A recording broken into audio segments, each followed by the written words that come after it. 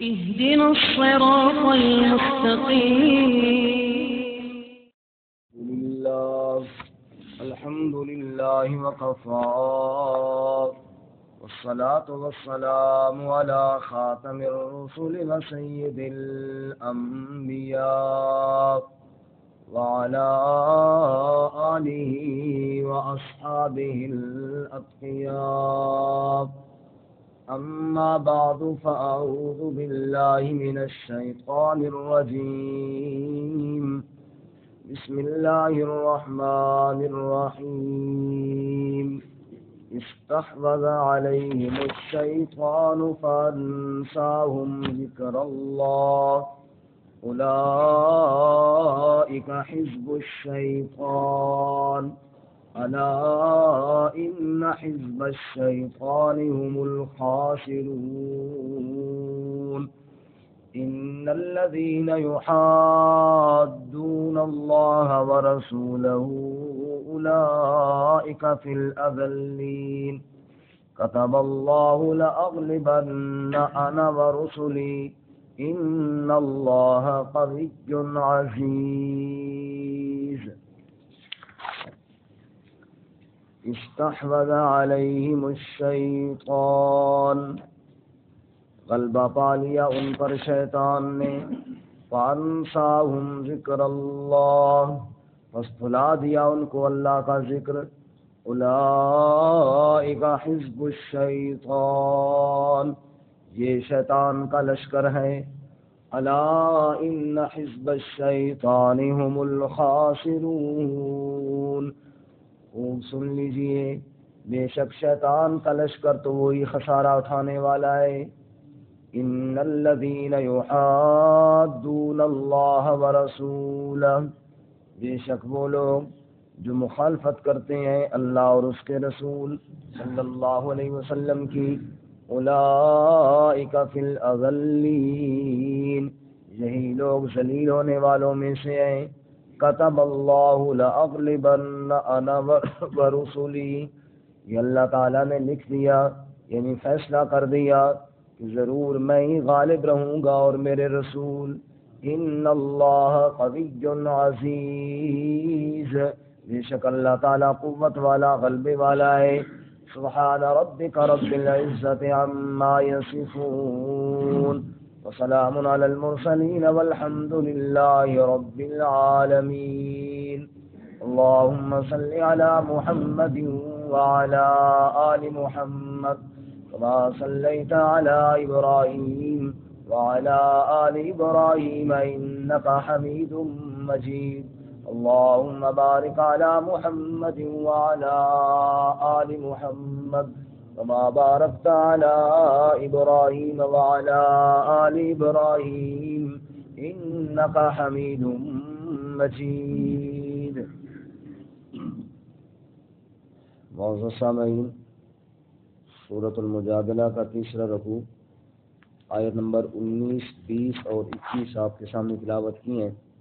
اللہ رب العزت ان کے مطابق صحیح بیان کی توفیق عطا فرمائے اور ہمیں قرآن و سنت پر عمل کرنے کی توفیق عطا فرمائے۔ گزشتہ سبق میں آپ حضرات نے منافقین کا تذکرہ سنا کہ اللہ تعالیٰ فرماتے ہیں کہ یہ کافروں کے ساتھ دوستی رکھتے ہیں اور قسموں کو ڈھال بنایا ہوا ہے کہ جب کبھی مسلمانوں سے بات ہوئی تو قسمیں کھا کے ہم تمہارے ساتھ ہیں، کافروں سے ملے تو قسمیں کھا کے انہیں یقین دلایا کہ ہم تمہارے ساتھ ہیں۔ اللہ تعالیٰ فرماتے ہیں دن قیامت کے فَيَحْلِفُونَ لَهُ كَمَا يَحْلِفُونَ لَكُمْ، رب کے سامنے بھی قسمیں کھائیں گے اور یہ سمجھیں گے کہ شاید آج ہماری بات یہاں بھی بن جائے گی، لیکن ایسا نہیں ہوگا۔ اللہ کے سامنے جھوٹی قسموں سے کبھی نجات نہیں ہوگی۔ الا انہم هم الکاذبون، اللہ فرماتے ہیں یہ جھوٹے ہیں۔ آج کے سبق میں اللہ تعالیٰ بتا رہے ہیں کہ ان لوگوں کو شیطان نے کس طرح گھیر رکھا ہے اور کس طرح گمراہ کر رکھا ہے۔ فرماتے ہیں استحوذ علیہم الشیطان، استحوذ کا معنی کسی کو احاطے میں لے لینا، قبضے میں لے لینا، گھیر لینا، غلبہ پا لینا۔ فرمایا کہ ان پر غالب ہو گیا ہے شیطان۔ فَأَنْسَاهُمْ ذِكْرَ اللَّهِ، بس ان کو اللہ کی یاد بھلا دی۔ شیطان کے شر سے اللہ ہماری حفاظت فرمائے، کیونکہ شیطان جب ایک انسان پہ غلبہ پا لیتا ہے تو یقیناً اللہ تعالیٰ کی یاد سے اس کو غافل کر دیتا ہے۔ اسی لیے اللہ تعالیٰ قرآن پاک میں دوسرے مقام پہ ارشاد فرماتے ہیں وَمَن يَعْشُ عَن ذِكْرِ الرَّحْمَٰنِ نُقَيِّضْ لَهُ شَيْطَانًا فَهُوَ لَهُ قَرِينٌ، کہ جو آدمی رحمان کے ذکر سے، رحمان کی نصیحت سے، اللہ کے قرآن سے، ذکر سے مراد قرآن پاک، اس سے منہ موڑتا ہے تو ہم اس پر شیاطین کو مسلط کر دیتے ہیں اور وہ پھر ان کے گہرے دوست بن جاتے ہیں اور گہرے یار بن جاتے ہیں۔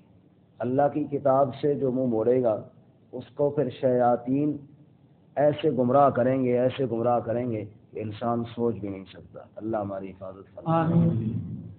کیونکہ انسان کے دشمنوں میں سے سب سے بڑا دشمن شیطان ہے، اور عقل مند انسان وہی ہے جو اپنے دوست اور دشمن کو پہچانے۔ اللہ تعالیٰ فرماتے ہیں قرآن پاک میں کہ وہ صرف تمہارا دشمن ہی نہیں، اِنَّهُ لَكُمْ عَدُوٌّ مُبِينٌ، وہ تمہارا کھلا دشمن ہے، واضح دشمن ہے، یعنی جس کی دشمنی میں کوئی شک نہیں ہے، روز اول سے وہ تمہارا دشمن ہے۔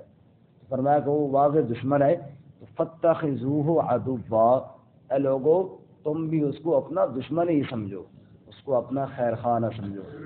اب یہ ہوتا ہے کہ انسان کا جو دشمن ہے، مجھے معلوم ہو کہ فلاں شخص میرا دشمن ہے تو میں اپنے آپ کو بچاؤں گا اس سے، یا وہ میرے اوپر حملہ کرنے والا ہوگا تو کچھ میں بھی کوشش کروں گا، چلو دو وہ مجھے مارے گا تو دو میں بھی مار لوں اس کو تاکہ کچھ حفاظت ہو جائے۔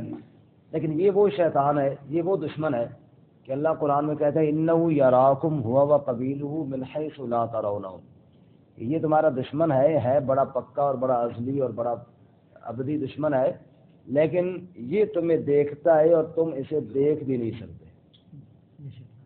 وہ ہمیں ہے سب سے بڑا دشمن، لیکن ہے اتنا خطرناک کہ وہ ہمیں دیکھ لیتا ہے، ہم اس کو دیکھ نہیں سکتے۔ اور اللہ کے رسول صلی اللہ علیہ وسلم نے فرمایا ان الشیطان یجری فی الانسان مجرى الدم، کہ جس طرح انسان کی رگوں میں خون چلتا ہے بالکل اسی طرح شیطان بھی رگوں میں چلتا ہے۔ اب خون انسان کے رگوں میں دوڑ رہا ہے، ہمیں محسوس نہیں ہو رہا نا، کبھی یہاں پہنچ رہا ہے ابھی وہاں پہنچ رہا ہے، نہیں، ایسے ہی شیطان بھی رگوں کے اندر گھس کر وسوسے ڈالتا ہے اور ہمیں احساس تک نہیں ہوتا۔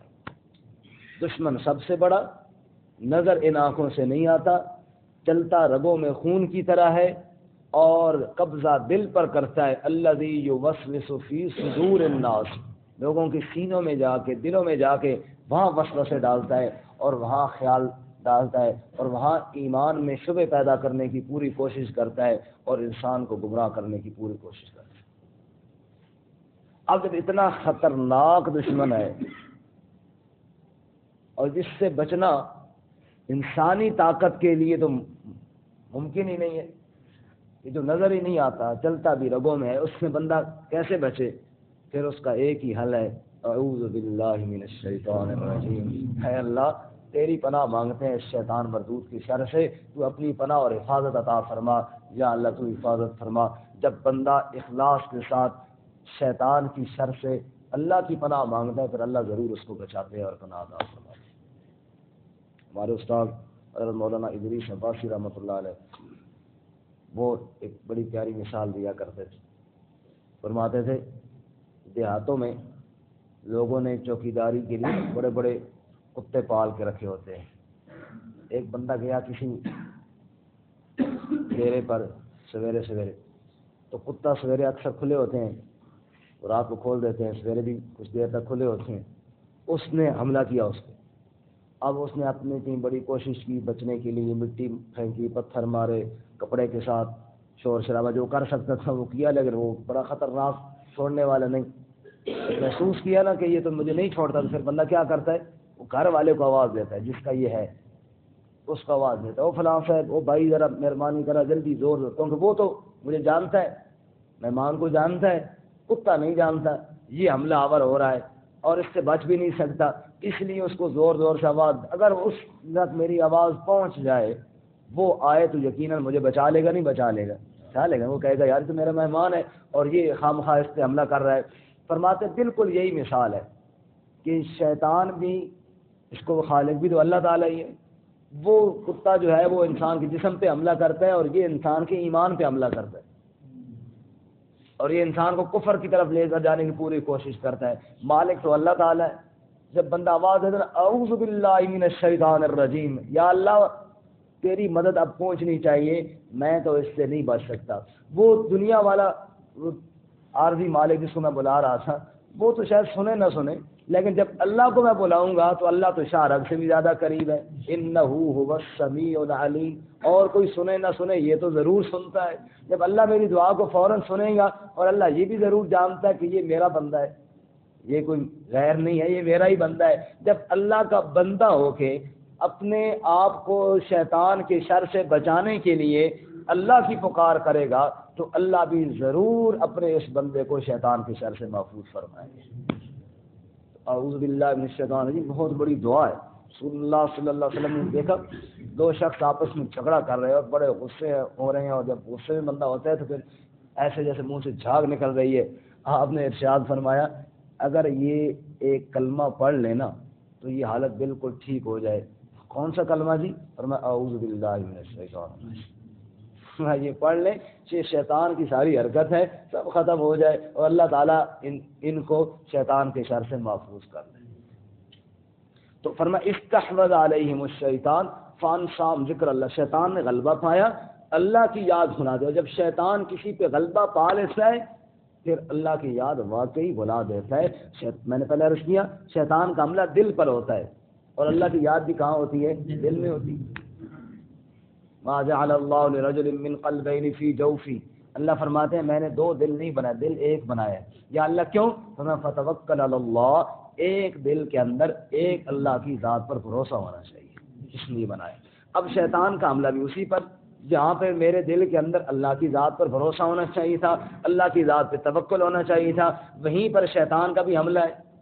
تو اس لیے اس دل سے جب شیطان قابو پا لیتا ہے پھر اللہ کی یاد نکال دیتا ہے، اور جب اللہ کی یاد نکل جاتی ہے پھر شیطان سوار ہو جاتا ہے اور اس بندے کو اپنی سواری بنا لیتا ہے، پھر اپنی مرضی سے جو چاہتا ہے وہ کر لیتا ہے. اللہ ہماری حفاظت فرمائے. یہ شیطان کا غلبہ ہے. اب شیطان جب غلبہ پا لیتا ہے تو کیا کرواتا ہے؟ فانساہم ذکر اللہ. اللہ کا ذکر بھلا دیتا ہے. پھر کیا ہوتا ہے انسان سے؟ پھر وہ جو شیطان چاہتا ہے وہ ہوتا ہے. پھر انسان سب سے پہلے تو حسد کرتا ہے. شیطان نے سب سے پہلے حضرت آدم علیہ السلام سے حسد کیا. شیطانی اعمال پر سے ہوتے ہیں نا، حسد کرواتے ہیں. جب انسان کے دل میں حسد پیدا ہو جاتا ہے پھر وہ اب اللہ کی یاد تو نکل گئی ہے، پھر وہ کچھ بھی کر سکتا ہے. حسد کی وجہ سے لوگوں نے لوگوں کو قتل کیا، حسد کی وجہ سے بھائی بھائی کا دشمن ہوا، حسد کی وجہ سے دوست دوست کا دشمن ہوا، حسد کی وجہ سے کیا نہیں ہو گیا دنیا کے اندر. پیچھے شیطان نے دل کے اندر حسد پیدا کیا ہوا. رسول اللہ صلی اللہ علیہ وسلم نے ارشاد فرمایا کہ ان الحسد یاکل الحسنات کما تاکل النار الحطب. جیسے آگ لکڑی اور ایندھن کو کھا جاتی ہے، حسد انسان کی نیکیوں کو برباد کر دیتا ہے. شیطان نے غلبہ پا لیا، دل کے اندر حسد پیدا ہو گیا. اب بھائی بھائی کو قتل کرنے کے لیے تیار ہو گیا. قابیل نے حابیل کو آدم علیہ السلام کے بیٹے نے کیوں قتل کیا تھا؟ حسد کی وجہ سے کیا تھا. شیطان نے غلبہ پا لیا. اب اللہ نے قتل سے منع کیا ہوا ہے، اللہ کے رسول نے منع کیا ہوا ہے. انسان خود بھی سمجھتا ہے کہ برا کام ہے، اچھا کام نہیں ہے، لیکن جب شیطان نے غلبہ پا لیا بس اب اس کو کوئی سمجھ نہیں آتی، وہ اپنے ہاتھ سے اپنے بھائی کو قتل کر دیتا ہے. اللہ تعالیٰ شیطان کے شر سے محفوظ فرمائے. آمین. تو شیطان جب غلبہ پاتا ہے تو کیا ہوتا ہے؟ تکبر پیدا ہوتا ہے. شیطان نے غرور کیا تھا، تکبر کیا تھا. تکبر عزازیل را خار کر بزندان لعنت کر افسار کر. شیخ سعدی فرماتے ہیں اسی تکبر نے تو شیطان کو ذلیل کیا اور ہمیشہ کے لیے لعنت کے جال کے اندر گرفتار کر دیا، لعنت کی قید کے اندر گرفتار کر دیا. تو شیطان انسان کے اوپر جب غلبہ پا لیتا ہے پھر کہتا باش ہو تو بہت بڑی چیز ہے، میرے جیسا تو اور ہے ہی کوئی نہیں، تو ہی تو ہے. انسان جناب اس ہوا میں پھونکا جاتا ہے غبارے کی طرح اور پھر دوسروں کو حقیر سمجھنا شروع کر دیتا ہے. جب تکبر کوئی کرتا ہے رب کی نگاہوں سے گر جاتا ہے. اور شیطان کا مقصد ہی یہی ہے کہ اللہ کی نگاہ سے یہ ذلیل ہو جائے اور پھر جناب اب جب اللہ کی نگاہ سے ذلیل ہو گیا پھر اپنے آپ کو بڑا سمجھتا رہے، پھر اس بڑا سمجھنے کا کوئی فائدہ نہیں ہوگا. پھر انسان تکبر کرواتا ہے اور جب انسان کے دل میں تکبر پیدا ہو جاتا ہے پھر انسان آگے اور کئی گناہ کرتا ہے. یعنی شیطان دل پہ قبضہ کرتا ہے اور جب دل کے اندر گڑبڑ ہو جائے پھر انسان اعمال تو کرتا ہے نا، دل تو حکمران ہے۔ رسول اللہ صلی اللہ علیہ وسلم نے فرمایا انسانی لا ان فی الجسد لمضغہ، انسانی جسم کے اندر ایک گوشت کا لوتھڑا ہے، وہ درست ہو تو پورا جسم، وہ بگڑ جائے تو پورا جسم بگڑ جاتا ہے، وہ درست ہے تو جسم درست ہے، وہ بگڑ گیا تو جسم بگڑ گیا۔ الا وہی القلب، وہ کیا ہے؟ وہ دل ہے۔ وہ کیا ہے؟ وہ دل ہے۔ دل بگڑ گیا، شیطان وہاں پہ قبضہ کرتا ہے، اس کے اندر غرور پیدا کیا، تکبر پیدا کیا۔ جب غرور پیدا کیا تو قرآن کیا کہتے ہیں؟ سأصرف عن آیاتی الذین یتکبرون فی الارض بغیر الحق، ہم اپنی آیات ان لوگوں سے دور کر لیتے ہیں جو دنیا میں تکبر کیا کرتے ہیں۔ لیکن جاؤ پھر اب تم تکبر کرتے ہیں، تکبر تو اللہ کی صفت تھی، المتکبر، یہ کون تھا؟ اللہ تعالیٰ کی ذات۔ فرمایا تکبر و ردائی، تکبر اللہ کہتے ہیں میری چادر ہے، اس پہ تو نے ہاتھ ڈالا، اور پیچھے کیا تھا؟ شیطان نے دل پہ قبضہ کیا اور اس نے انسان کو بڑا کر کے تو بڑا ہے۔ میرے شیخ عبد القادر جیلانی رحمۃ اللہ علیہ کے پاس میں کوئی شاگرد تھے جو پڑھتے رہے، اور پڑھتے پڑھتے کافی عرصہ گزر گیا، تو پھر جب واپس جانے لگے تو کہا استاد جی مجھے کوئی نصیحت کرو۔ جیسے ہم مدرسے میں پڑھتے 8 سال پڑھا، 10 سال پڑھا، اس کے بعد جاتے ہی آخری الوداعی ملاقات ہوتی ہے، وہ بڑا عجیب ایک منظر ہوتا ہے، پھر وہ استاد نصیحتیں بھی کرتے ہیں۔ تو کہا استاد جی ہمیں نصیحت کرو۔ شان صاحب جا گئے ہو نا، یہ جگہ اصل بھاری ہے، اسے جڑا بندہ اسے نیند آ جاتی ہے۔ صابر صاحب ادھر چلے گئے تو جاگ رہے ہیں، میرے خیال جگہ بھاری ہے۔ تو کہا استاد جی مجھے کوئی نصیحت کرو۔ استاد نے کہا نصیحت بیٹا بس جو پڑھا ہے آگے پڑھاؤ اور عمل کرو، بس یہی نصیحت۔ کہا نہیں جی کوئی خاص نصیحت کرو۔ کہا خاص نصیحت یہ ہے کہ خدائی کا دعویٰ بھی نہیں کرنا اور مصطفی کا دعویٰ بھی نہیں کرنا۔ وہ بڑا حیران، استاد جی یہ کون سی نصیحت ہے جو خدائی کا دعویٰ بھی نہیں کرنا اور مصطفی کا دعویٰ بھی نہیں کرنا؟ استاد جی نعوذ باللہ اللہ نہ کرے میں کوئی فرعون نظر آتا ہوں تمہیں کہ میں خدائی کا دعویٰ کر لوں گا اور میں کوئی، اور میں نہیں بیٹا سمجھو ذرا، تو جب دنیا میں جائے گا تو ایک فیصلہ کرے گا کہ یہ کام ایسے ہونا چاہیے۔ اب بعض لوگ تمہارے فیصلے کو مانیں گے، بعض لوگ نہیں مانیں گے نا، تو تم اکڑ جائے گا، میں نے کہا تو پھر کیوں نہیں مان رہے؟ تو اللہ کے بندے یہ دعویٰ خدا کا ہے کہ جو وہ فیصلہ کرے آگے ہر ایک پہ ماننا لازم ہے، باقی ہر ایک کے فیصلے کو اس طرح نافذ ہونا ضروری نہیں ہوتا۔ تو اس پہ بفر نہ جانا کہ جناب میرا فیصلے کو کسی نے کیوں نہیں مانا، بلکہ اپنے آپ کو عام انسانوں میں سے ایک انسان سمجھنا۔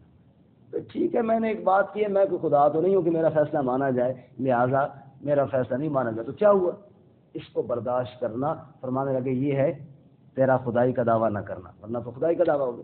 دوسری بات، دنیا کے اندر تیرے اندر کئی غلطیاں بھی ہوں گی، تیرے چچا، تیرے ماموں، تیرے والد، تیرے دوست، تیرے احباب، تیرے اساتذہ، تیرے تعلق والے، وہ تجھے بتائیں گے کہ تیرے اندر یہ جو بات ہے نا یہ ٹھیک نہیں ہے۔ خیرخواہ لوگ ہوتے جو تیرے اخلاص میں تجھے سمجھائیں گے، تو آگے اکڑ جائے بھائی نہ تم کون ہوتے میری غلطی نکالنے والے؟ فرمایا کہ یہ دعویٰ مصطفی کا ہے، اور میں مصطفیٰ صلی اللہ علیہ وسلم کی ذات ایسی ہے جو غلطیوں سے پاک ہے، باقی ہر ایک کے اندر کچھ نہ کوئی غلطی ضرور ہوتی ہے۔ تو خدائی کا دعویٰ بھی نہیں کرنا، مصطفی کا دعویٰ بھی نہیں کرنا۔ شیطان دل میں ایسے ایسے دعوے پیدا کرو، غرور اور تکبر یہاں تک پہنچاتا ہے بندہ آسمان سے باتیں کرنے لگتا ہے شاید میرے جیسا اور کوئی نہیں۔ فرمایا کہ یہ شیطان نے دل پہ قبضہ کیا۔ استحوذ علیہم الشیطان فانساہم ذکر اللہ، شیطان دل پہ قبضہ کیا، اللہ کی یاد کو بھلا دیا، اور انسان بھول گیا کہ میں تو ایک انسان تھا اور جناب میں تو خطا کا پتلا تھا اور میرے اندر تو کئی غلطیاں تھیں۔ اللہ حاضر قیاس ایسی اور کئی باتیں جب شیطان دل پہ قبضہ کر لیتا ہے پھر وہ جو چاہتا ہے اس سے کرواتا ہے، پھر وہ ہرس پیدا کرتا ہے، پھر وہ لالچ پیدا کرتا ہے، پھر وہ شرک پیدا کرتا ہے، اللہ کا بندہ ہو کر پھر غیروں کے سامنے جھکاتا ہے، کبھی کدھر اور کبھی کدھر اور کبھی کدھر، در بدر دھکے کھاتا ہے انسان، یہ بھول جاتا ہے اس پیشانی کو میں نے اللہ کے سامنے جھکانا تھا۔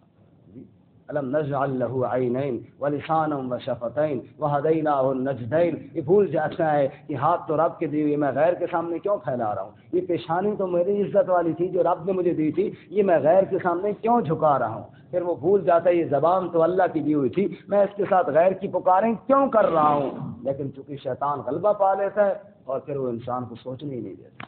اللہ ہمیں اس حالت سے محفوظ فرمائے۔ فرماتے استحوذ علیہم الشیطان فانساہم ذکر اللہ، اللہ فرماتے ہیں شیطان نے غلبہ پا لیا جب شیطان غلبہ پا لیتا ہے تو اللہ کی یاد بھلا دیتا ہے. اولئک حزب الشیطان،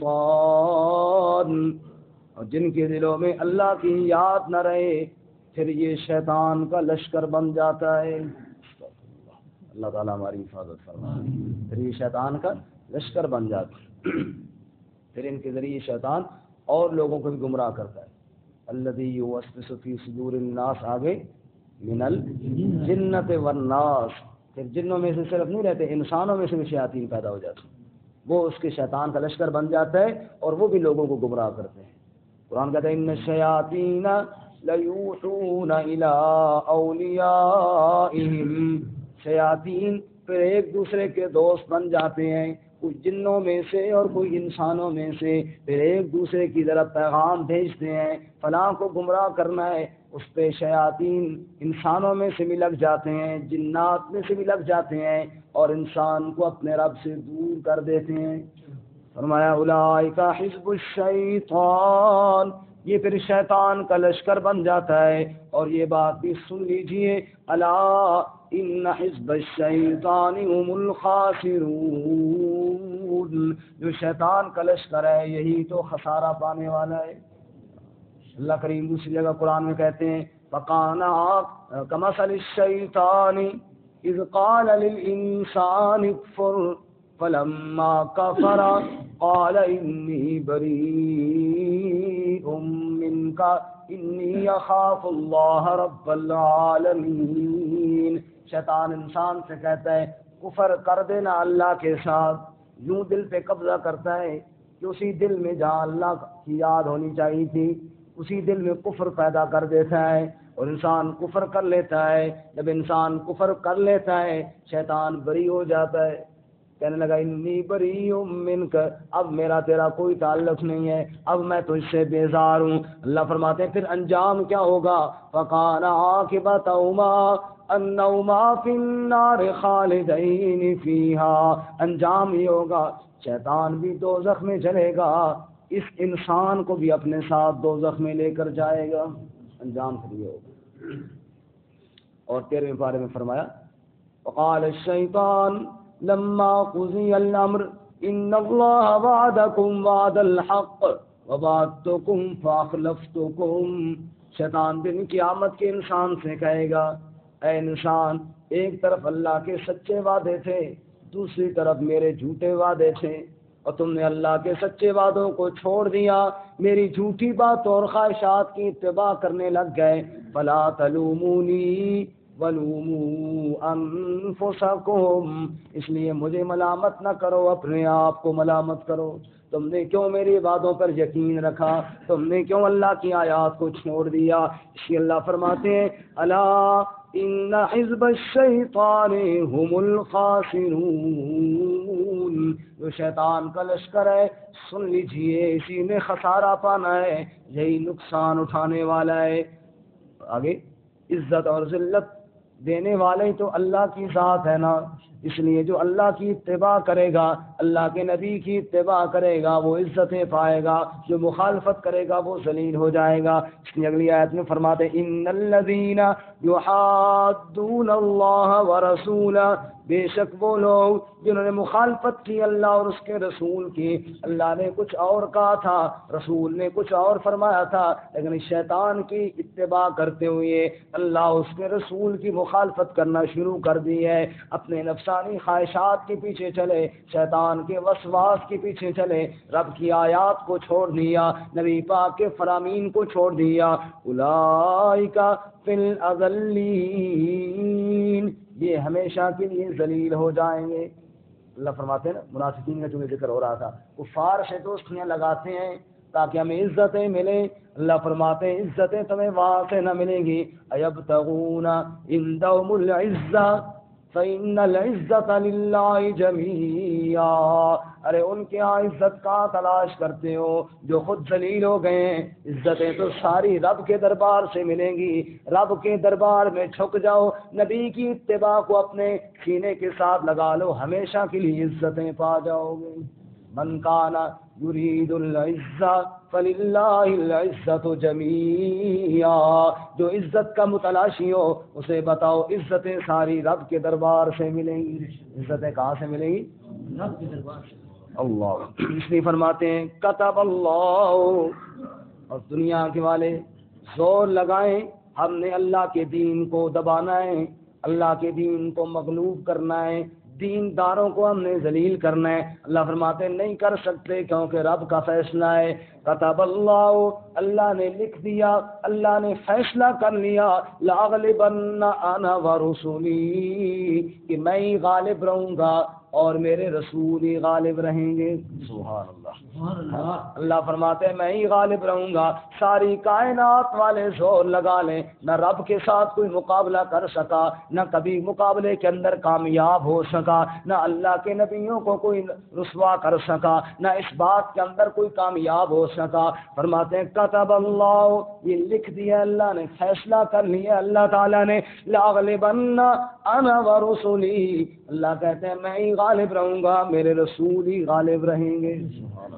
ان اللہ قوی عزیز، بے شک اللہ قوت والا بھی ہے، غلبے والا بھی ہے۔ ساری کائنات والے چاہے جتنی مخالفت کرتے رہیں، ایک دن آنے والا ہے سب کے سر جھک جائیں گے، غلبہ ایک اللہ کی ذات کا باقی رہ جائے گا۔ اللہ تعالیٰ میں عمل کرنے کی توفیق عطا فرمائے، شیطان کی شر سے محفوظ فرمائے۔ ترجمہ دوبارہ سنیں۔ فرماتے ہیں استحوذ علیہم الشیطان، شیطان نے گھیر لیا، شیطان نے ان پہ غلبہ پا لیا، فانساہم ذکر اللہ، بس بھلا دیا ان کو اللہ کا ذکر، اللہ کی یاد۔ اولئک حزب الشیطان، یہی شیطان کا لشکر ہے۔ الا ان حزب الشیطان هم الخاسرون، خوب سن لیجیے، بے شک شیطان کا لشکری خسارہ اٹھانے والا ہے۔ ان الذین یحادون اللہ ورسولہ، بے شک وہ لوگ جو مخالفت کرتے ہیں اللہ اور اس کے رسول صلی اللہ علیہ وسلم کی، اولئک فی الاذلین، یہی لوگ ہیں ذلیل و رسوا ہونے والے۔ کتب اللہ لاغلبن انا ورسلی، یہ اللہ نے لکھ دیا، فیصلہ کر لیا کہ میں ہی غالب رہوں گا اور میرے رسول۔ ان اللہ قوی عزیز، بے شک اللہ تعالیٰ قوت والا غلبے والا ہے۔